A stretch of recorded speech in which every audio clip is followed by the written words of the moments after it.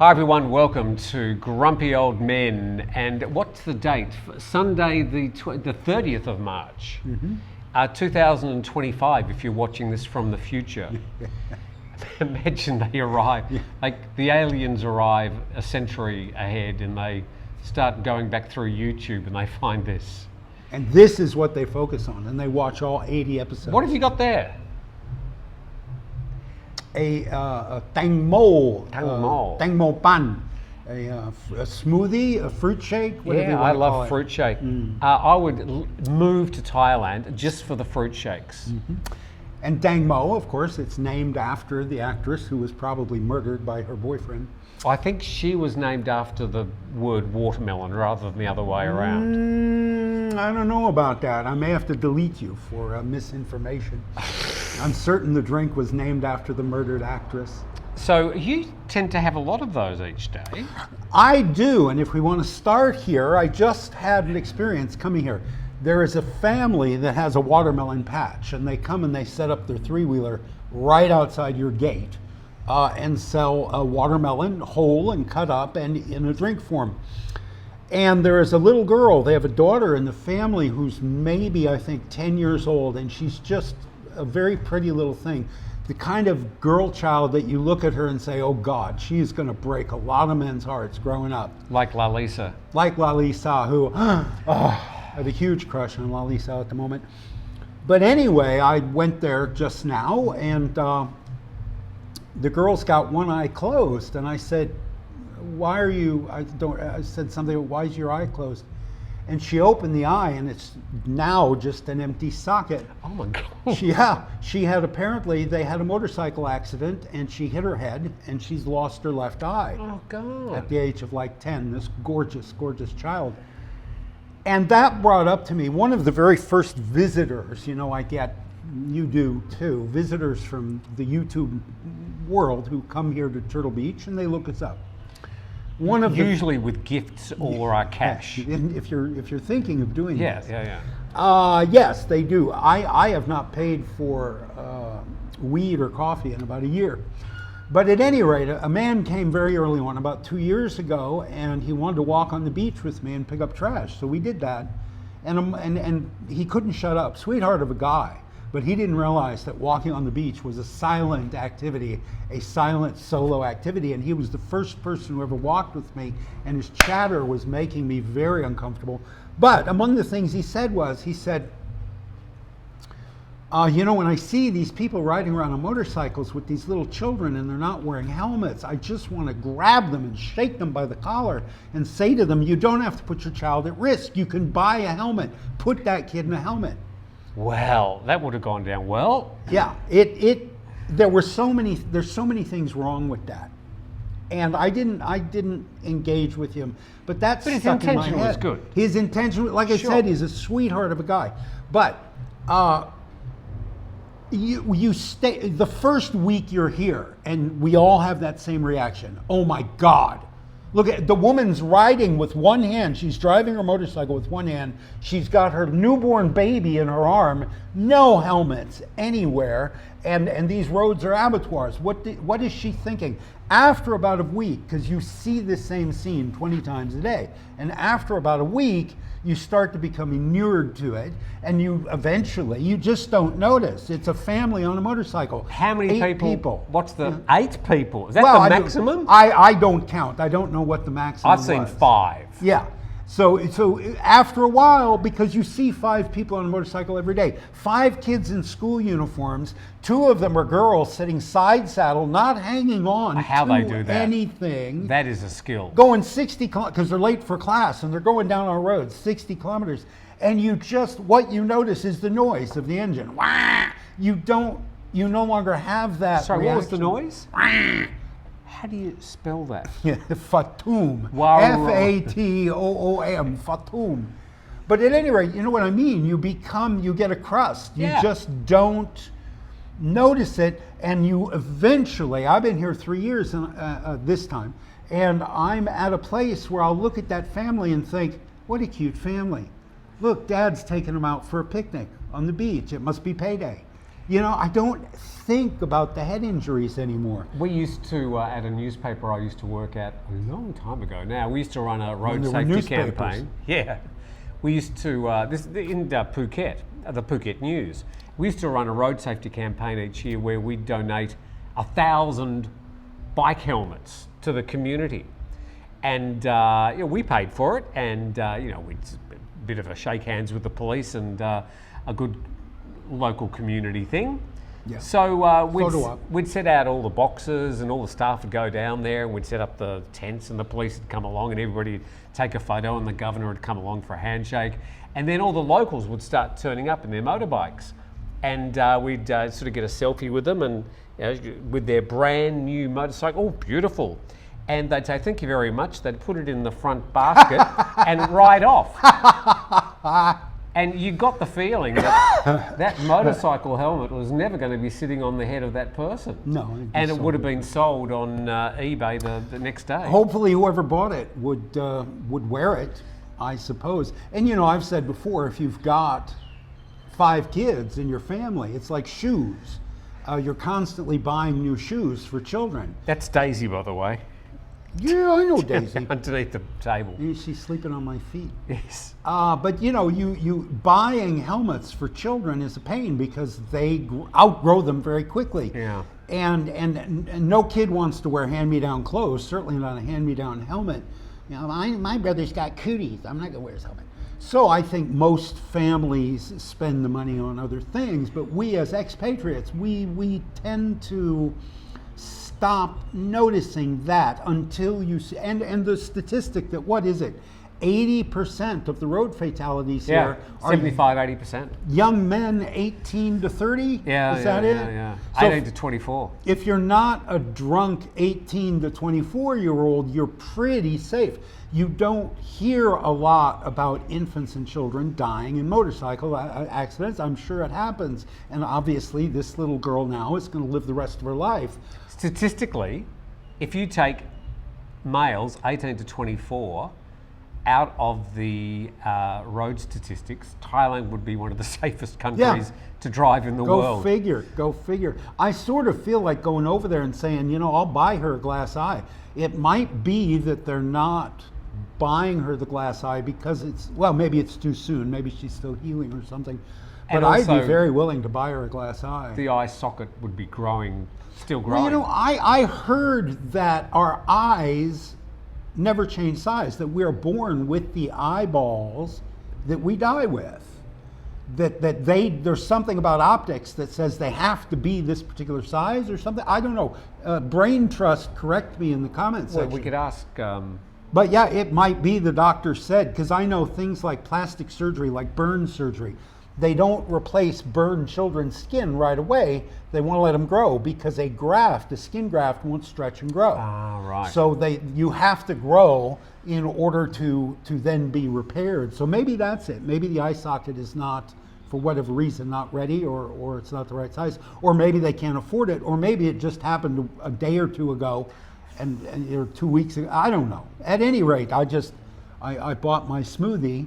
And I've probably bought watermelon from this little girl 100 times because they drive her around the neighborhood. Her dad drives her around on a motorcycle, and she's got both hands full of bags, plastic bags, full of sliced watermelon. So she's not hanging on to anything. And she jumps off at every store, every house, Tang mo, and I always buy a bag from her. It's 20 baht, and I always buy a bag because I like watermelon and because it's a kid. And it's easy for us to criticise the way that Thais sort of use and misuse their motorcycle, but Thailand, most of Southeast Asia for that matter, would not operate without motorcycles.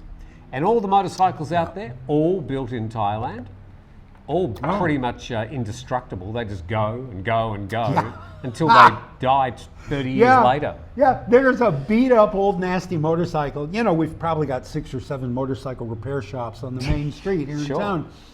And one of them keeps out there 24 hours a day, this beat up, nasty, raggedy old thing that's got to be 30 years old. And That's his wife. I thought, oh, that's like a joke. They put it out in front. We can fix your motorcycle. We don't care how beat up and old it is. We can fix your. And then one day I saw the guy riding that bike down the street. It runs. The rubber is flat. The tires are flat. I don't. Never had any replacement oil? Probably not. And I don't. Maybe he just likes to start it up every now and then. It was his bike 30 years ago when he was a teenager, and he still keeps it. But that thing runs, and he rode it down the street once. I saw him ride it down the street. We're bringing back the Mule of Asia. We're bringing back the Mule of Asia. We're bringing back a popular segment today. Oh yeah? We worked out when we were doing the show last year that if we had a segment called Steve Got It Right, would have been a very short segment. Yeah. But instead we've got the return of... Steve got it wrong. And get your drums ready. Steve got it wrong. What did you get wrong this week? Well, last week. I'm kind of hesitant to bring it up. It's a dark subject. If you want a bright, cheery Sunday morning, skip ahead 5 minutes. So last week we were talking about the film The Hills Are Alive with the Sound of Music. Right. And we veered into the beautiful uniforms that Nazis wore. And we talked... Where are you going? Well, I said it was a dark subject, but it was something I got wrong, very wrong, and I shouldn't have. And it's kind of a mea culpa. So I said, we got to Prince Harry, I think, wearing it to a costume party, wearing the Nazi uniform. As featured in the Crown series? Right. And in Australia, they would show the Sound of Music every week. People would cosplay. They'd go dressed as nuns or they'd go dressed as Nazis. And I said, well, I wonder, I wouldn't mind that. I wouldn't be triggered by that because my family has no connection to the Nazis. My family was driven out of Europe by the Cossacks at the end of the 1890s. You remember the musical Fiddler on the Roof. That's a generation before World War II when the Tsar was saying, all you Jews get out. And I said, my family was in America by 1939. We weren't killed by Nazis. My mother sent me an email. I got that horribly wrong. Her father, my grandfather, left Lithuania in 1913 when he was 13 years old. Right. He managed to save enough money to get one brother over, the idea being these brothers would save money and bring family members over. But by 1942, the Nazis came into Lithuania and killed 95% of the Jews in Lithuania in 1 year, in 1942, including my grandfather's parents, all of his siblings, all of his in-laws, both sets of grandparents. Everybody. He had him and the brother, I think Uncle Izzy or Uncle Leonard, and he brought one brother over. So those two guys were all that remained, and it was the Nazis. So, Steve certainly should have known that story. Steve probably knew that story at one point in his life, but certain lifestyle choices have made my memory porous, and I don't remember things as well as I should have. I'm Tim, by the way. Tim, thank you. And where am I? Where is this? Yeah, the old woman in Vicious. I just rewatched Vicious. That old woman. She's brilliant. That actress. Penelope. That actress. She can do more with 5 words than anybody else on that stage. That's a pretty high level of actors in that series. Oh, right. Derek Jacobi. And Ian Sir McKellen. Ian McKellen, who worked together first on stage in Henry IV in 1958. Wow. That was the first time those two actors shared a stage. Wow. And because all of the cast is geriatric, everybody in the cast except Ramsay Bolton is quite, so all of it's staged in a living room and they're all seated on the sofa because you got to rehearse for 16 hours to get a half hour of TV and they can't be on their feet for 16 hours. So all the blocking is you sit here, you sit here, you sit here. But anyway, we digress. Vicious. It's free on YouTube. The entire 2 seasons. Yeah, I never knew about the series when it was actually on. I'm not sure if it ever got a play in Australia or here or wherever it was available. But yeah, definitely worth catching on YouTube. Good, very. Oh, my mother had such a crush on Brother Cadfael. Derek Jacobi was on TV for like 13 years as a monk. You remember Name of the Rose? Yes. Somebody took that idea and turned it into a British BBC television series about a monk who solves crimes. He's like Hercule Poirot, but in a tonsure and a gown. At any rate, so yeah, I've been a lot of Derek Jacobi in my house. But I apologize to my mom. I apologize to any Holocaust survivors. And I have to wonder now, does this color my reaction? If I went to a costume party and somebody was there dressed as a stormtrooper, not from Star Wars, but from the Second World War, do I have a different reaction now knowing this? And I think no, because it's a lifetime of not giving a shit. And now all of a sudden I know something. Is that going to prompt an emotional reaction? No. If there's 4 or 5 guys at that party dressed like Nazis, that's going to provoke a reaction. But one guy, or going to the showing in Melbourne, the midnight screening of The Sound of Music, and some teenager, in order to be provocative, has worn a Nazi uniform. I still can't drum up any emotion about it. Let's, I'm sure we will get some comments about that. Yeah. The comment section of YouTube, specifically YouTube, or just about any forums really, is, as a content provider, we are the recipients of a lot of bullshit. A lot of bullshit, yes. Yeah, but there's some great comments, and we appreciate those. Thank but you. Some people tend to sort of use this as their soapbox. Yeah, they're a megaphone. Everybody's got pet peeves, all right? Mine's all language. I love the Oxford comma. And I jump on people for misuse of language. But for some people it's China. I think in your live show yesterday, we heard a lot of people who just have a hard-on for China, and they will comment on anything, whatever you say. This is Steve Ross, and today I'm going to show you my recipe for ganja brownies. First comment's going to be, did you buy that off Lazada? You know, it's a Chinese company, and they're blah, blah, blah, blah, blah. There's radioactive waste in your brownies or something. You know, people just a lot of it comes, they're trolls. They're triggered by bots in the system. That I did a thing about this building collapse. We'll get to the earthquake in a moment. The story is that the building was built by a partially Chinese company. Well, as soon as you've got that word Chinese in there, the bots send out a message, and the trolls come in, and off they go. This is just the part of this new world we live in, such that things like Twitter are just literally 70 or 80% bots, and just troll. It's really wasting your time sitting there reading the comments. I work pretty hard to try and minimize the trolls, but it's hard to eliminate it. You know, the guy who said something about China, and then his last remark was, I've done my own investigation already. He saw a YouTube video. Yeah, less than 24 hours from the building collapse. Yeah. And you've done an investigation? Dude, what do you work for some government agency? What do you, no, you watched a video. You know, you read an article, of which these days an article is 3 paragraphs. I've done my own investigation already. Probably watched it on China Observer or a channel like that. Just no, misinformation. You haven't. The people who will do the investigation haven't even been selected yet. Yeah. But you've done your own investigation already. And they're still digging people out of the pile of rubble, sir. Yeah. So it's an unfortunate byproduct of, and a necessary evil of, what we now are referring to as free speech, I suppose. Do you know what? If I was Mr. YouTube, and I'm not. You'll make it. You'll get there. You'll get there. Sure. I would make it mandatory, or make it an option in your comment section, that if you're going to make a comment, you need to register, you need to show your face, and you need to provide your name. Because all these comments we get from time to time from anonymous people with all sorts of strange names, we're sitting out here with our heads hanging out, heaven forbid, and you know who we are, you know where we live. Yeah.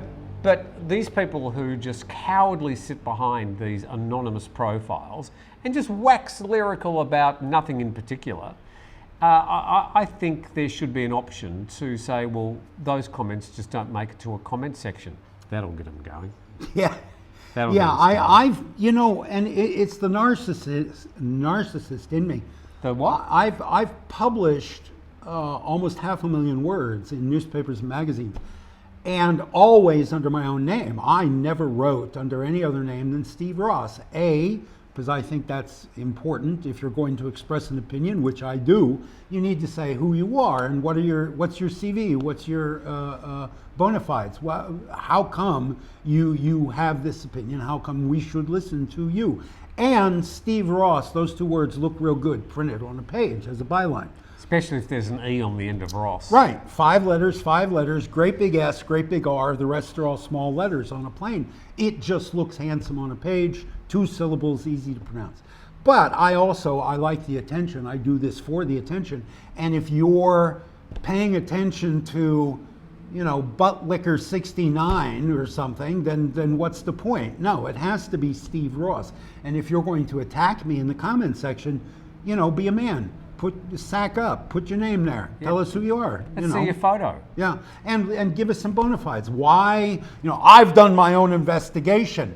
Really? What are your credentials to do an investigation of a building collapse in the first 24 hours after the building collapsed? I had this idea of doing a weekly talkback type radio program, but on YouTube using Zoom.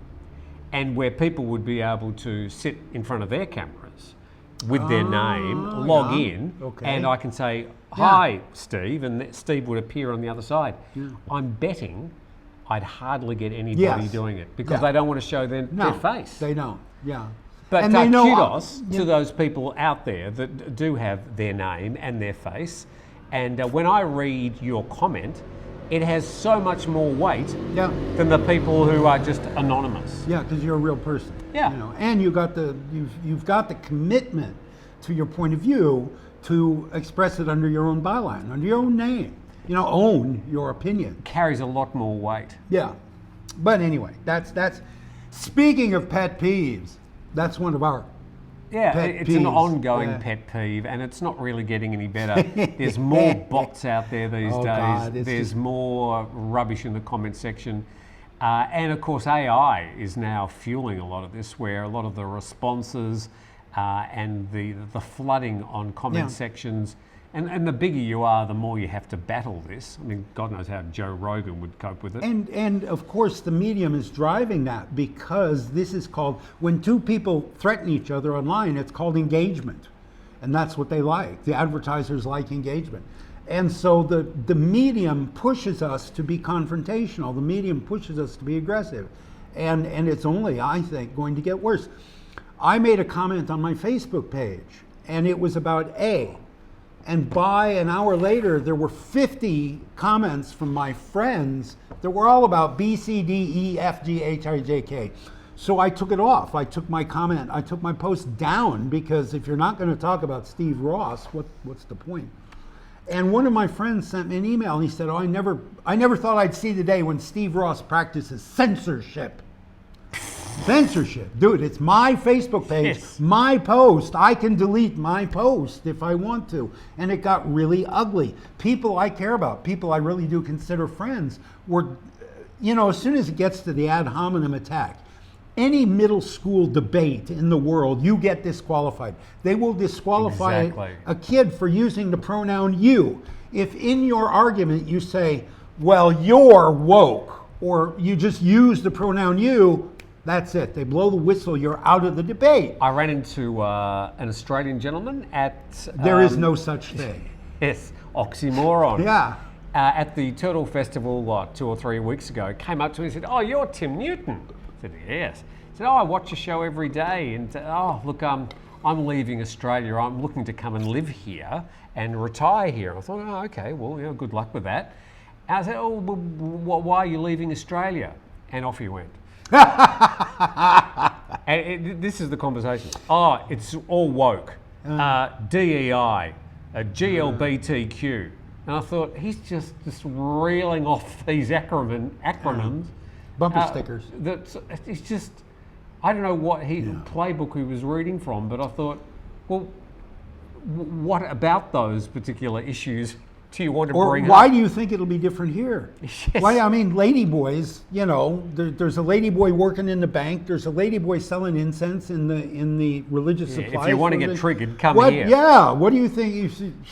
It's all woke. This place is Buddhist. How much more woke can you get than the Buddha? The three letters DEI have never been mentioned in Australia before, and they were just reading from somebody else's playbook in another country. And here's on a related subject. I don't know. Good afternoon to you, sir. By the way, if you're watching. Yeah, I'm nothing personal. I've always been of the opinion that there are. Yeah, I have opinions. Yeah, don't act surprised. That in order to jump through all the hoops that you need to jump through to be an expatriate long term in the Kingdom of Thailand, you need to come here loving Thailand.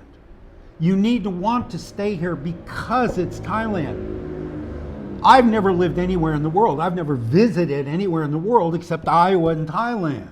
And I adore Thailand, and I dreamed for 25 years of coming back to retire in Thailand because I love Thailand. My feeling always was, if you're coming here because Australia sucks, or because the United States sucks now, the UK, the immigrants have taken over the UK, if you're coming here for any reason other than you love Thailand, you're going to fail. Yes. But with all of these strangers coming to my house all the time, easily 80% of them left their homes because shit's going on at home that they don't like. They all have bigger homes than I do. They all have way more money than I do. And they all seem really, really happy here. So maybe that my friend John Williams says all of my opinions are 30 years out of date. Maybe he's right. Maybe only now, 30? Yeah, right.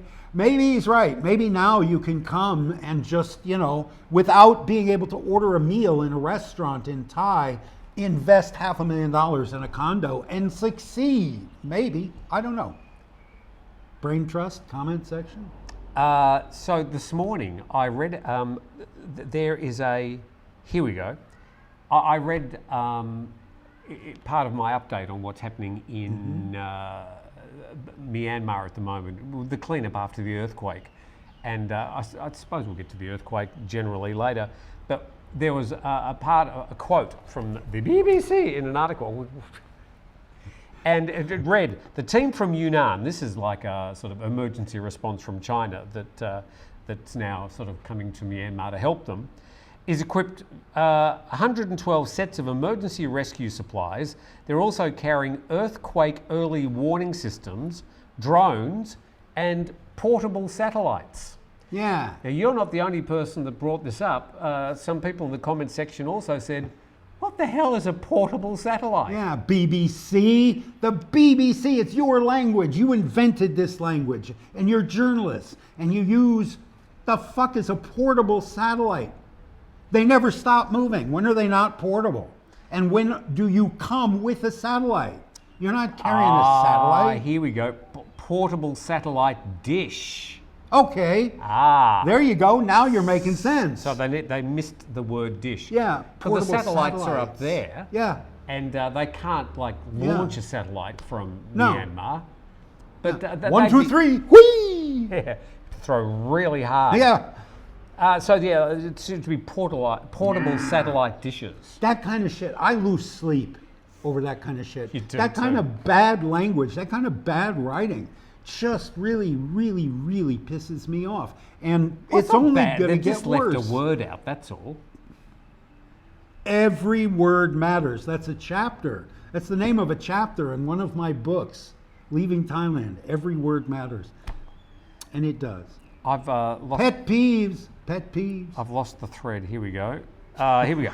Now, we're back to the White Lotus. People complaining last week we didn't speak enough about the White Lotus. Really? And the other half of the comments were saying we're speaking too much about it. Too much about the White Lotus. So you have caught up with another 2 episodes of the White Lotus Series 3. You're on to episode 4. Yes. I'm up to episode 6. It was filmed in Thailand. This is the biggest TV series this year. I think the first episode for Series 3 got 24 million views, which apparently is a lot. But it's the most popular TV show this year. Yeah, well, okay.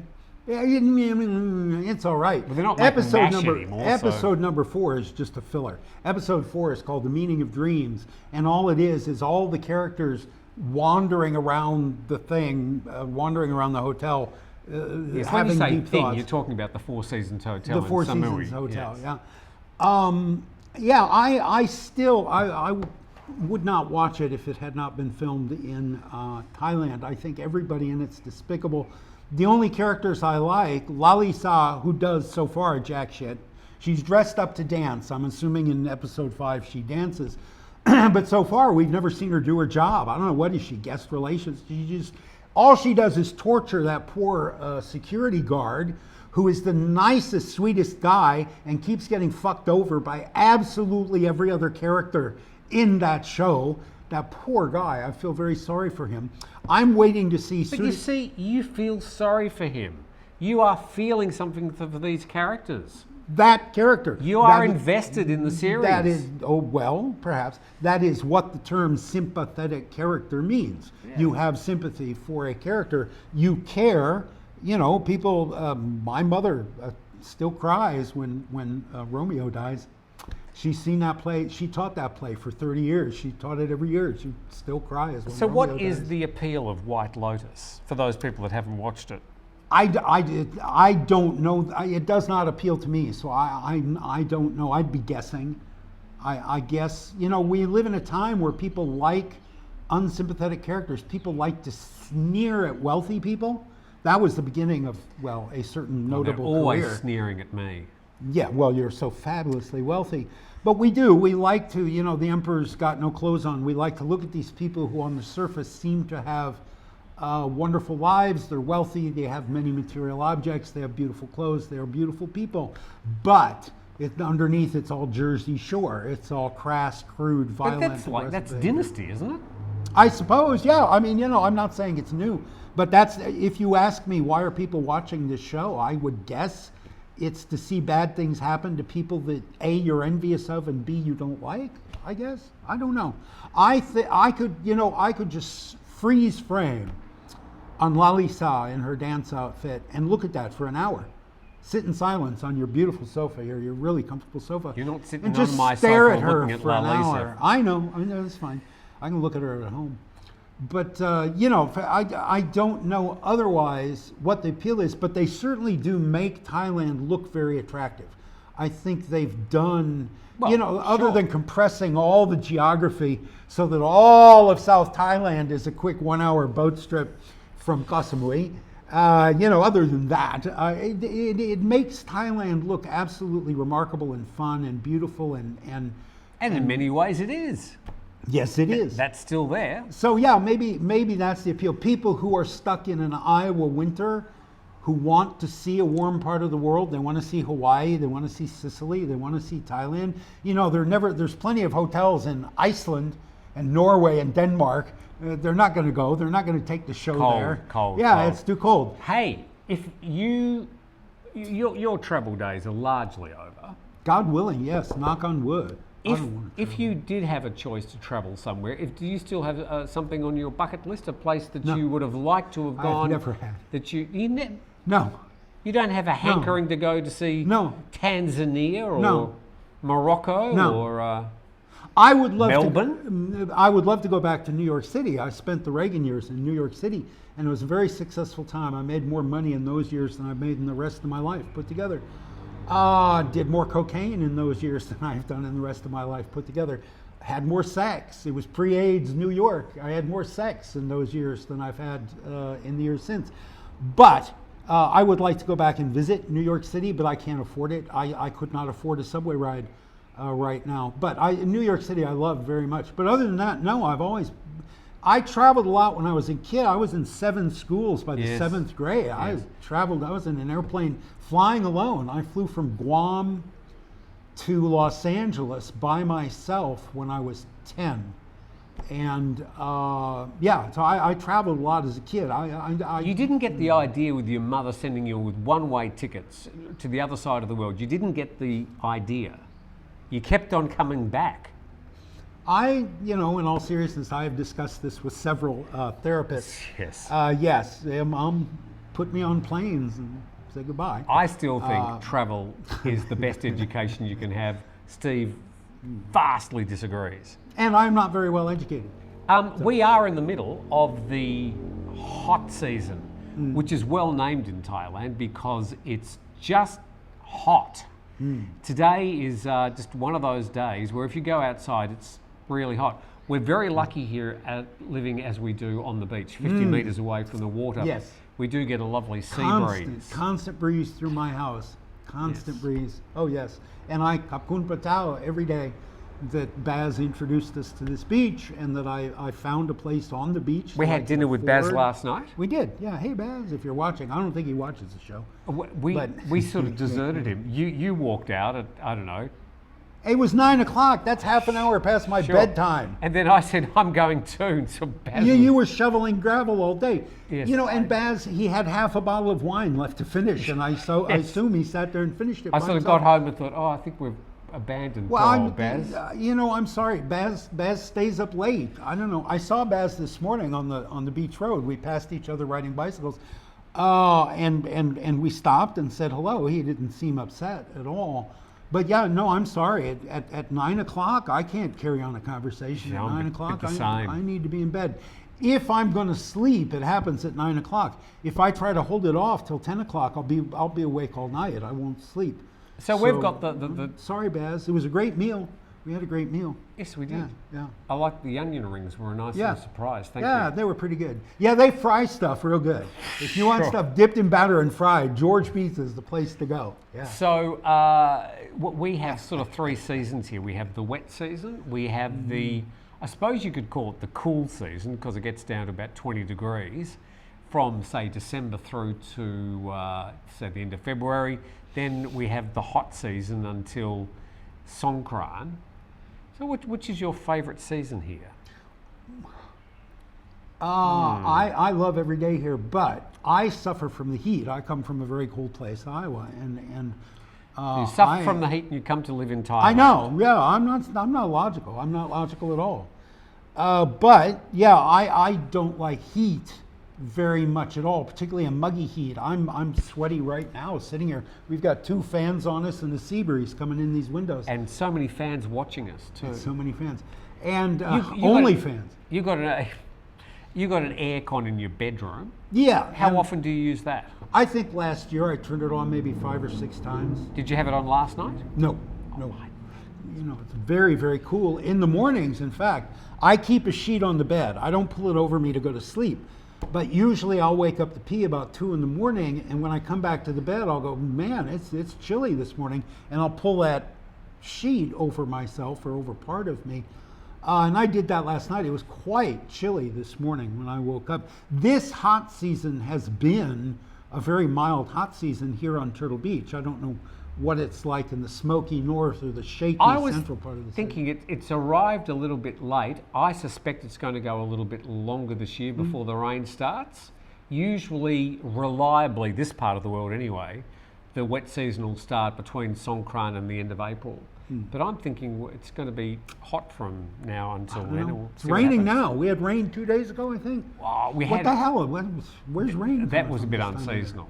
Yeah. It was. Yeah, what's with the weather? I mean, it's batshit, man. What comment do you have about the earthquake? A big earthquake on Friday afternoon, 1:20 in Myanmar, but most of the headlines, pretty much around the world, have been about Bangkok because of the, obviously fairly spectacular collapse of that tower. And that's been stealing a lot of the headlines. And of course, as we speak, they're still trying to find people there. What's Daisy doing? Sleeping. We all should be sleeping. Sure. It's 2 in the afternoon. It's hot. Siesta. We should all be sleeping. So what are your thoughts about the earthquake? Well, first of all, a lot of my correspondents, a lot of people who are watching this have been sending me through Messenger clips of buildings falling down and people panicking and running and the pool water swishing coming around, out. And I guess, thank you.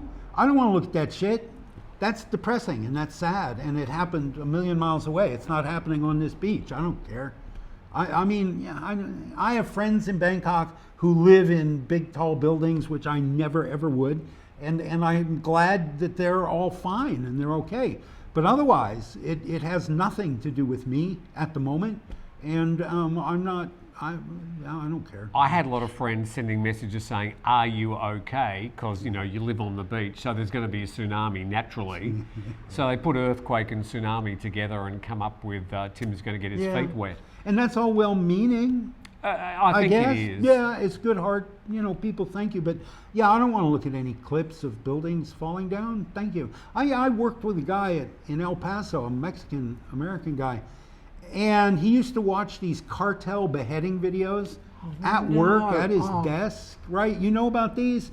If the cartel wants to kill you in Mexico, they chain you up and they make you do a confession where you say you're sorry you worked for the wrong gang, and you get to say goodbye to your priest and your mom, and then they cut your head off with a chainsaw.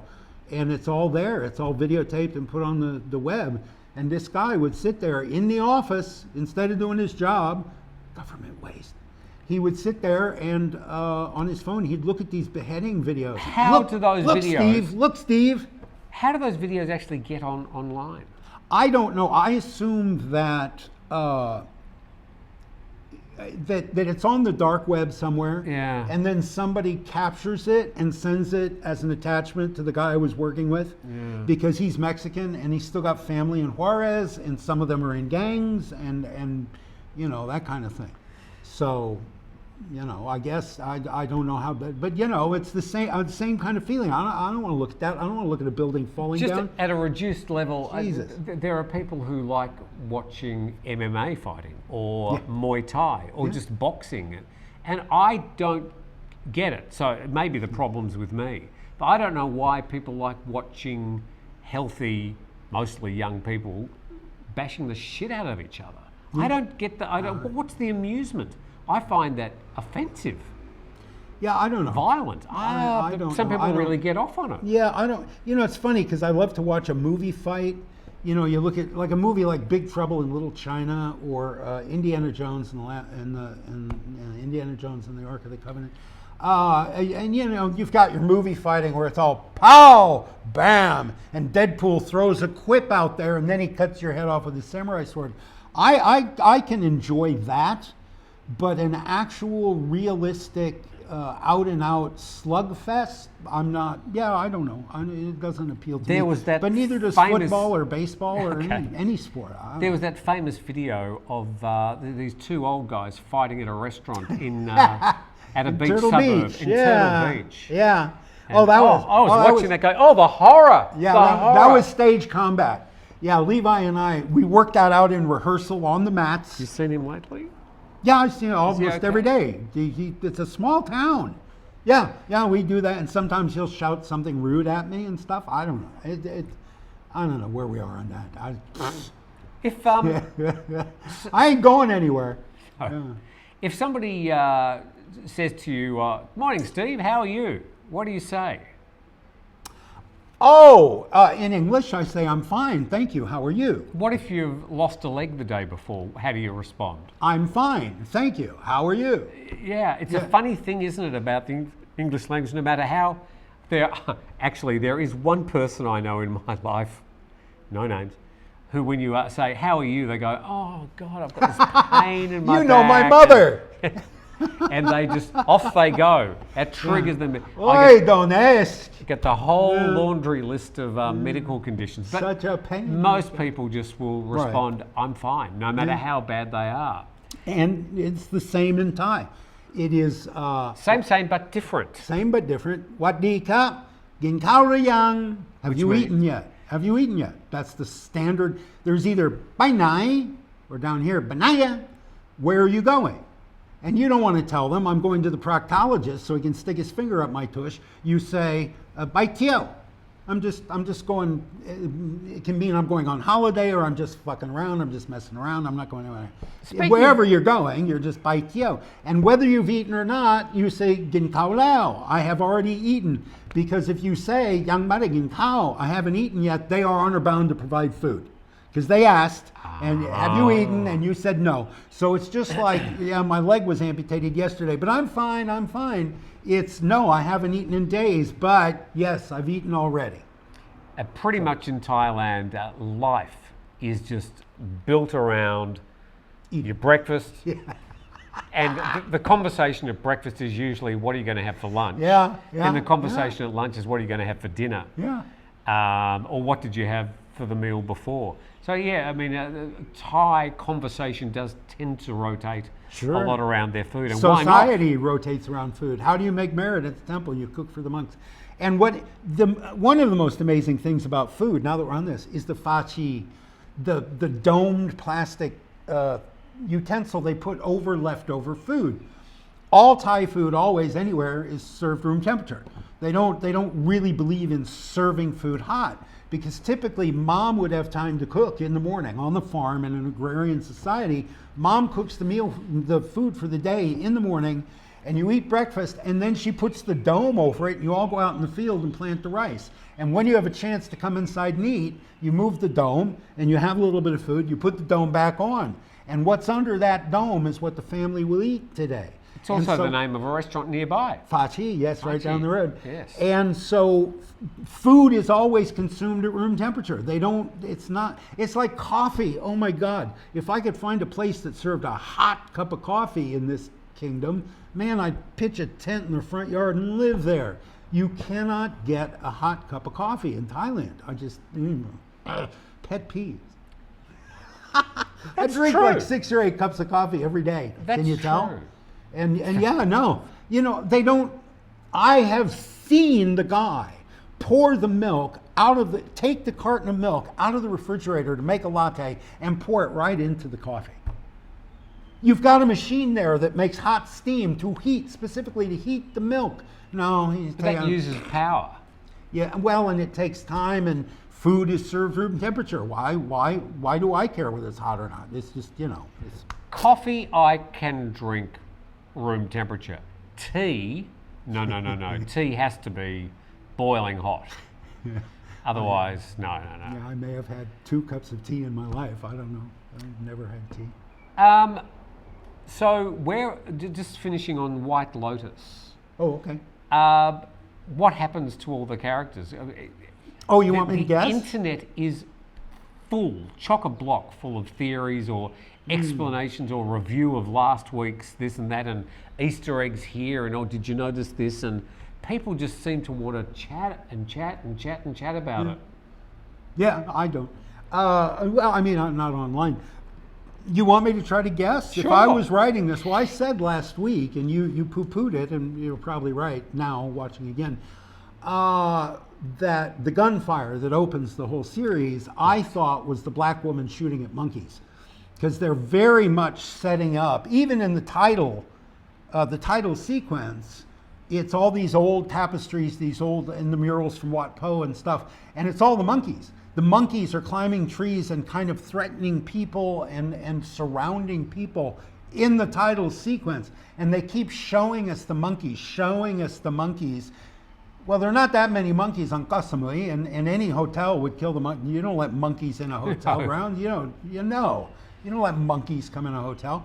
And robotic monkeys. So there's something going on, and she is just pathologically terrified of everything. Snakes in the trees, monkeys in the trees. So I thought that gunfire, because it opens with her son, the whole show opens with her son, who we've never met since. So I think that's what's going to happen there. In Series 6. It's in Series 6. Or Episode 6, sorry. I think if I was writing it, I would let Lalisa and the security guard, Guy, what's his name? Guy Tok, Pitok. I would let Pitok and Lalisa get together. I think he deserves that. You old romantic. I would give her a line or two, because honest to God, in 4 episodes, all she's had to do is say, Elder brother, what's the matter? Is Elder brother okay? Has Elder brother eaten yet? That's all they've given her. Biggest star in the world, and that's all they've given her so far. I would give her more lines going down the road. The Schwarzenegger kid he creeps me out. The character's meant to creep you out. He is, yes, but just him as well. He's got an aura. Watch The Vitamizer. The Vitamizer's got something to do with it. First of all, yes. And lorazepam, I used to take that by the fistful. Oh my God, lorazepam. I'm a little bit surprised that they used the real name for a drug on the TV. I would have thought they would have sort of called it Fabipan or something. Yeah. They also talk about Trump. I don't know when this thing was filmed. End of last year, or the last 6 months of last year. Okay, but they knew Trump was going to win when they wrote the scene. Didn't everybody? I sure as hell did not. I bet on that election and lost. You certainly did. But that surprised me. They have a real honest discussion between three friends, one of whom turns out to be a Trump voter. Maybe that's prescient. They filmed that scene twice. Maybe. Yeah. One when the lady, I've forgotten her name already, the lady won, and one when Trump won. Perhaps they covered their ass. It's a bit like the grand final of the Australian rules football each year, big event in Australia. The papers all want to get the result onto the streets ASAP. So they get a cartoon done the headlines all written for Hawthorn wins or Footscray wins, and they're two of the teams. So they're all ready just to go. Maybe that's what they did with the White Lotus. Very famous photo of, who is it? Harry S. Truman holding up a newspaper that says the other guy won. And because they had done the same thing. They had a headline, because the copy underneath the headline was the truth, was Harry S. Truman won and blah, blah, blah. But the headline was the other guy won. Because they had both set up and the editor didn't catch the mistake. Yeah, maybe they did. That's very interesting. I keep seeing Lucian Malfoy, the North Carolina dad, the wealthy guy who's in trouble with the SEC. Who's British? Who's British? Yeah, he's a British actor. He was in the Harry Potter series. He was the father of Lucius Malfoy. The British actors can do American accents. Mm-hmm. Americans cannot do a British accent. I can't do anything. I can't do any except an old Jewish lady. It's the only accent I can do. I used to be very good at dialects, but I've lost my ear since then. But he had a big role in. He was in every single. Well, not only had a big role. I think in last week's episode, there's a few other things we saw. He's got a big dick, doesn't he? But no, in Harry Potter, where he does not display his genitalia, his character is Lucian Malfoy is very pivotal in the plot, and it's weird to hear him doing that North Carolina accent. Not as weird as Parker Posey, whatever the hell she's doing with her voice. I love it. Whatever it is, I love it. I don't know. She's the best actor in the. She's the best actor in the whole thing. We got some responses about our discussion last week about bum guns. Yeah. The spray gun you use at the toilet after you're finished defecating. Mm-hmm. This person said, whose name is Sex Cells, spelled SECS. The Western world is controlled by Big Pharma and Big Poo Paper. They've got us at both ends. Yeah, they created COVID. Big Toilet Paper created the COVID hoax to get us all to go out and buy all the rolls of toilet paper at Target. That didn't happen here. It's sort of only, because we don't use a lot of toilet paper here. Yes, exactly.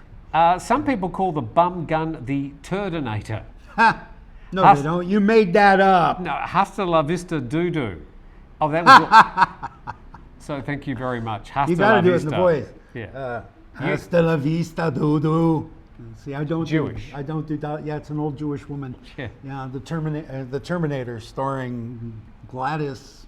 And we were also speaking about the James Bond movie and the fact that it's made James Bond Island, Kotapu, very popular.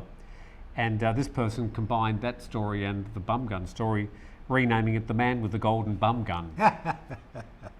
This person, good on you. So there you go. Yeah. So with that, thank you very much for watching. For those people we've offended, well, you probably turned off already. I hope you did. Why would you keep watching? Yeah. If you don't like me, why would you keep watching? For me. Oh, okay. There They you go. They put a piece of paper over the screen, over one half of the screen. There you go. There we go. That's much better. Tim Newton today. Boy, I can't do that. So prop comedy. Yeah, no, I'm laughing inside. My career is saved. So we do look forward to people responding with a photo of themselves on their profile and their real name. Your real name. We would really appreciate that, and we'll take you far more seriously. Still won't agree with you, but we'll know you're a real person. Sure. You know, and tell us, you know, maybe a little about your background, and why you think you have the authority to say this building collapsed because of X, right? If you're a retired landscape gardener, then where's the authority coming from? Anyway, they could be talking about the landscaping around the building. We've made that point. I'll Otherwise, shut up now. Thank you very much for watching. Hold for applause. We look forward to your comments about what Steve got wrong this week, which will set us off for next week's program. I'm taking notes. Go ahead, start. Otherwise, it's a very, very hot day here. So you've already finished your watermelon. Oh God, shake. yes. Tang mo pan. Tang mo. Tang. Tang. There you go. There's a restaurant in town called Tang Tang. Tang T-A-N-G. T-H-A-N-G. Yeah. What the hell does that mean? Tang Tang. Tang Tang. I don't know, but it's it's not an A.